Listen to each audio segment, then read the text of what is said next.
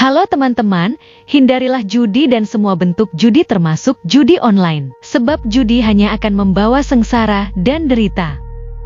Jika kalian melihat komentar spam bot seperti ini, mohon bantuannya untuk melaporkan komentar ini dengan cara seperti ini. Assalamualaikum warahmatullahi wabarakatuh. Rio Sport kembali menyapa Anda. Oke. Kita masuk ke segmen fakta di balik laga. Tentu saja pertandingan yang akan kita bahas adalah pertandingan tim yang musim kemarin jadi back to back. Dan sebelum laga ini masih ada di puncak klasemen. Dan yang telah menjamu tim PSBS Biak. Nah ini laga ini akan menarik. Kita akan cari tahu sama-sama nih apa saja sih yang terjadi di balik laga ini. Karena sebelum laga ini digelar. Aduh agak beribet nih kayak ngomong nih. Sebelum laga ini digelar, para pesaingnya itu semuanya raih kemenangan. Malut menang, Borneo menang, Persija menang, tersisa Persib Bandung. Apakah dengan kemenangan tim pesaingnya ini membuat Persib ini sedikit grogi dan akhirnya acak-acakan di laga ini? Atau apakah di laga ini ada sesuatu hal-hal yang ya kalian tahu lah ya, agar pertandingan ini berjalan seperti ini, seperti yang mereka inginkan lah ya. Makanya kita akan kulik sama-sama, cari tahu sama-sama, bedah sama-sama, dan gali sama-sama. Kita terus kritik, kita terus viralkan, agar orang-orang yang mengelola sepak bola di Indonesia, yang ada di atas sana, biar melek, nggak buta terus. Karena selama ini kan buta terus. Kenapa? Buta ditampol sama duit, tak tahu duit dari mana tuh kali. Makanya kita teliti sama-sama. Kalau ada yang keluar kelewat, ada yang kurang-kurang, atau mungkin kurang tepat, atau mungkin gimana ya, ketinggalan dari apa yang kami bahas, tambahin aja di kolom komentar. Biar kita sama-sama nih mereview sebuah pertandingan sepak bola. Tapi seperti biasa juga ya, kami sapa-sapa dulu nih kalian semua yang udah hadir di video ini. Yang nggak kami bisa sebutkan dari daerah mana-mana. Pokoknya dari daerah Sumatera, daerah Jawa, Bali, Papua, Kalimantan, Sulawesi, dari seluruh Indonesia. Kalau kami sebutin satu-satu, nah banyak yang protes. Kenapa bang tempat saya nggak disebutin? Kemarin ada. Kenapa bang Jakarta nggak disebutin? Ya udah kan Pulau Jawa, Jakarta juga Pulau Jawa. Makanya semua aja dah. Daripada nggak disebutin ngomel-ngomel, oke? Ya udahlah. Tapi seperti biasa juga, sebelum kami gali apa yang terjadi di laga kali ini, saya tetap mau dukungannya untuk channel ini agar terus berkembang dan bisa memberikan berita-berita informatif yang tentunya semoga saja bermanfaat untuk kita semua. Caranya masih sama, cukup dengan klik subscribe aja. Bagi yang belum subscribe, aktifkan juga notifikasi loncengnya, like, share, dan juga komen. Inilah fakta di balik laga antara Persib Bandung lawan PSBS Biak.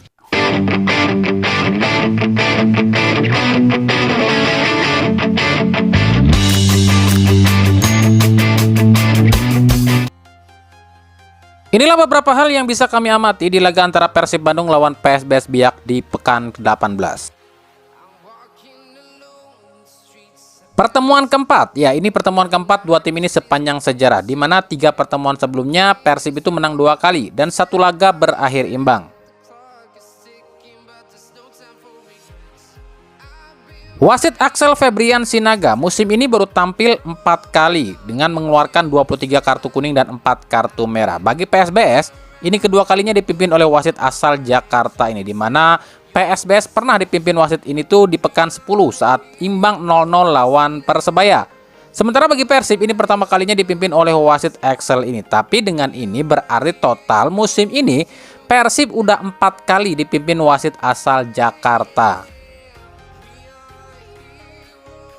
Di menit 29, ini pendukung Persib pasti deg-degan nih ngelihat blunder pemain Persib. Untung aja Teja di sini sangat tenang ya, dan terlihat skill Teja cukup bagus juga ya kalau dribbling. Tapi ya ini berbahaya juga kalau begini. Inilah bukti kalau memang terlalu lama libur tuh nggak bagus buat Persib loh ya. Persib itu kelemahan utamanya terlalu banyak libur.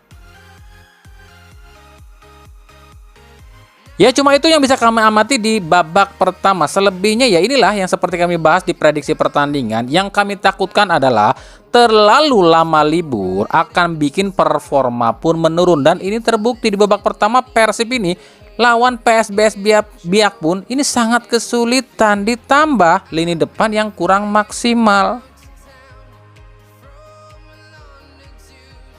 Kita masuk ke babak kedua. Kita mulai di menit 55 kartu merah Heri Susanto. Ini jadi kartu merah ketiga ya yang terima PSBS musim ini.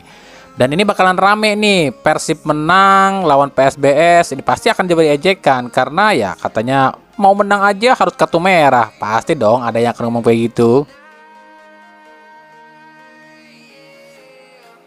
Dan untungnya aja, gol Berguino di menit 87 membuat Persib dan pendukungnya ini nggak terlalu malu-malu amat ya. Nanti diledekin, udah kasih kartu merah tetap nggak bisa menang. Dan ini gol perdana si Berguino ya di Persib ya.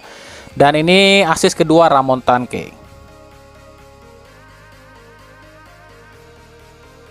Ya cuma itu yang bisa kami lihat di babak kedua dan akhirnya kemenangan versus kekalahan. Ini kemenangan ke-13 Persib musim ini dan Persib jadi tim pertama sejauh ini ya yang belum pernah kalah di laga kandang, dan ini kemenangan back to back pertama Persib ya di musim ini.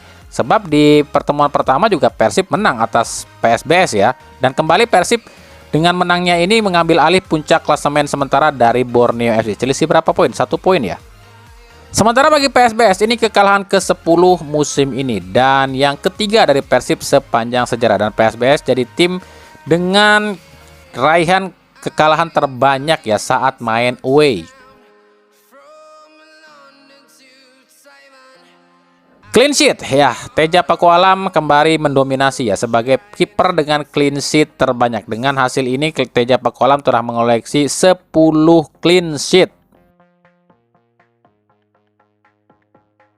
Man of the match, seandainya saja hasilnya imbang di laga ini, tentu kiper dari PSBS Kadu mungkin bisa terpilih jadi man of the match karena memang dia yang paling menonjol ya di laga ini. Tapi ya golnya Berguino ini merusak itu semua, jadi ya kemungkinan besar man of the match-nya ya antara Tom Haye atau Berguino kali ya. Oke, kita bahas aja. Gimana? Terbukti kan ucapan kami? Apa yang terbukti?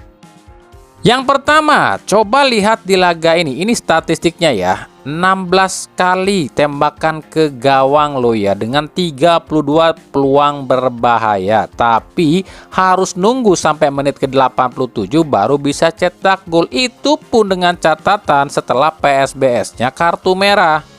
Artinya apa? Benar dan tepat sekali apa yang kami prediksi. Persib itu butuh sosok yang bisa mengasah cara menyerang. Ingat, cara menyerang. Dan termasuk cara mencetak gol. Bukan berarti Hodak ini nggak bagus racikannya. Tapi Hodak ini beda basicnya. Hodak ini back. Bertahan sih bagus banget Persib ya dengan Hodaknya. Tapi lini serangnya, dalam catatan kami, Boyan, Hodak, dan Persib itu bisa mencetak gol banyak itu ketika masih ada yang namanya Goran Paulik dengan DDS sebagai top scorernya ya. Tapi setelah itu Persib itu selalu sulit mencetak gol. Pertanyaan kami adalah, apakah manajemen Persib dan Boyan Hodak nggak malu gitu? Andai kata di laga ini Persib nggak menang, itu kan yang jadi pertanyaan kami.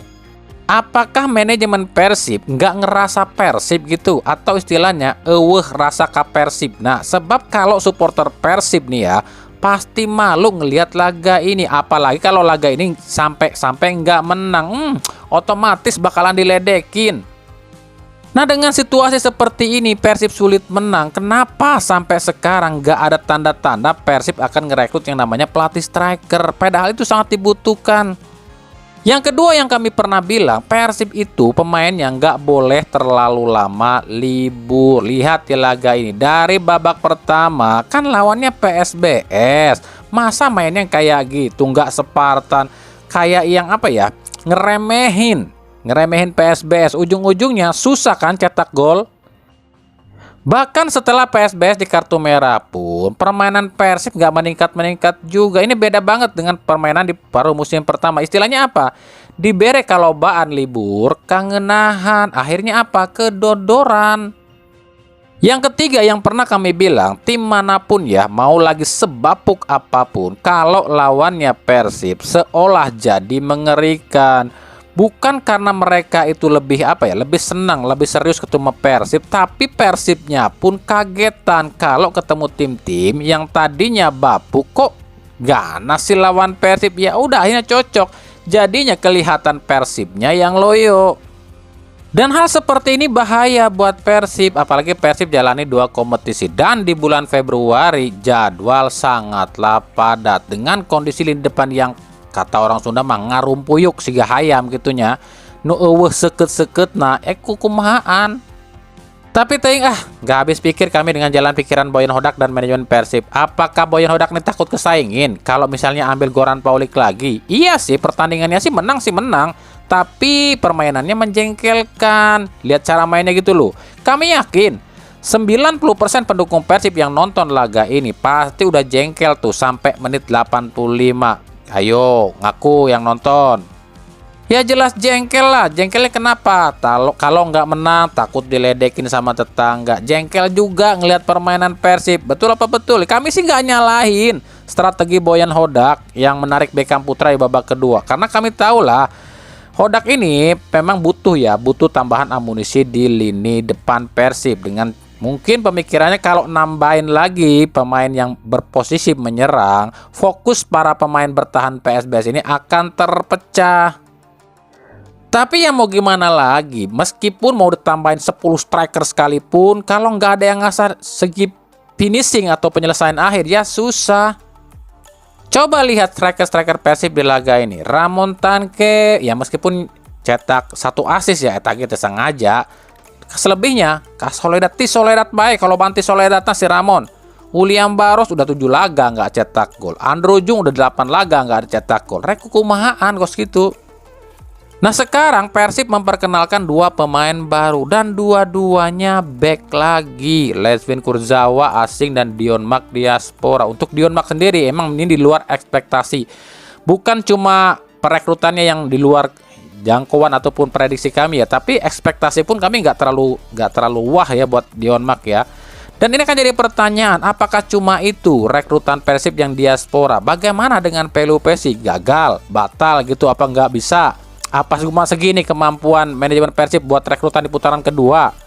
Terus bagaimana tuh dengan rencana timnas Persib di Liga 2? Jadi kalau saya pribadi sebagai seorang pendukung Persib, saya ya tetap kecewa sih meskipun Persib menang di laga ini dan memperkenalkan pemain baru.